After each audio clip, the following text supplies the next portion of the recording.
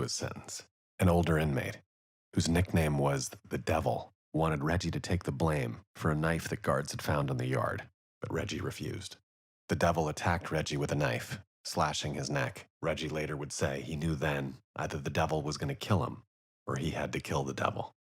About 15 minutes after Reggie was attacked, he jumped over a correctional officer and stabbed the Devil with a prison shank. I sit back every day and I second guess myself. Could I have went about this situation any other way?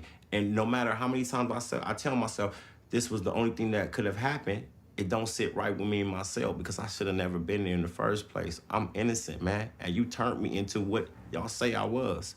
Y'all been lying on me this whole time, and you turned me into a murderer because I had to. After that, they put Reggie in solitary confinement, and he went from a life sentence without possibility of parole to facing the death penalty.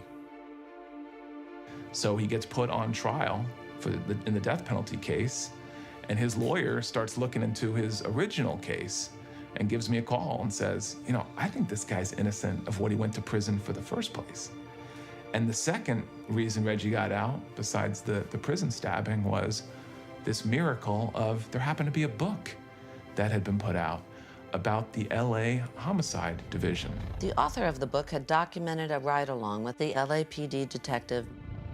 This homicide investigator's first night that she was on the job. The very night she investigated the murder she would ultimately arrest Reggie for. And we're flipping through the book and reading it, and there's all this stuff in it that was never disclosed to the defense. That's all documented. That all indicates pretty clearly that Reggie's innocent.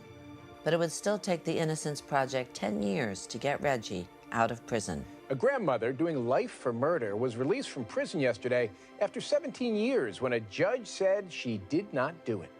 Susan Mellon recently filed a lawsuit against the detective who arrested her for hiding evidence. That detective is the same one who arrested Reggie Cole.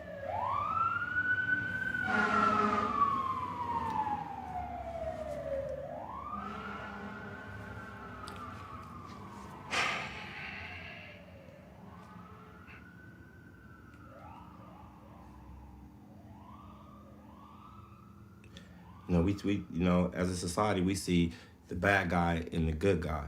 Well, that's cops and robbers. But when the cop becomes the robber, the game is over. The game is over. That's corruption.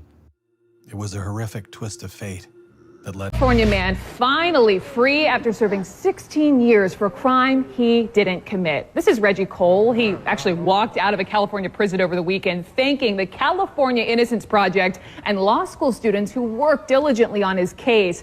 Attorneys were able to successfully argue that Cole's 1994 murder conviction was based on evidence that was simply fabricated.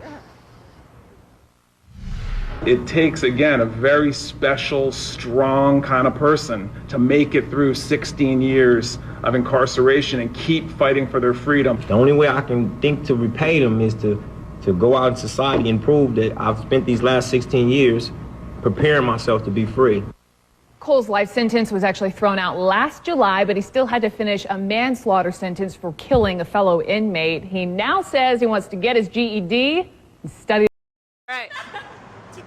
Ladies and gentlemen, today is my first day of freedom. I feel good, and I'm saying, damn, I look good. I'm just saying. I'm telling you, boy, it feels good to be free.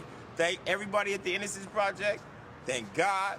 Thank my mom, my family for being so supportive. My lawyer, Chris Fleur, don't forget him. I thought you were part of the my attorney, Mr. Christopher Fleur.